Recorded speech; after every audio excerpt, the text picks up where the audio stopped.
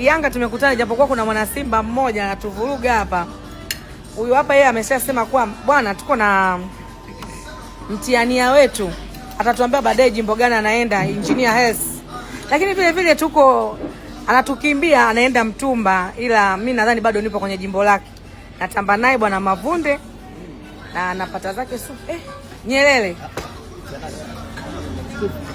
Yeye anataka supu zote mwekee. Mwekee achanganyikiwe, mwekee. Asibu anakula sana jamani. Natoka na Mtumba. Unatoka wapi?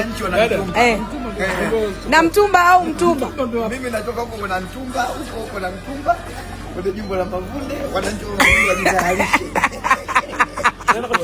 Aina kutia ni Kwanza nikwambie. Nataka nitoe pedi. Sio uongo. Natoa pedi ya shule moja kama zawadi. Pedi ya wapi? Za watoto wa kike pale na Mtumba.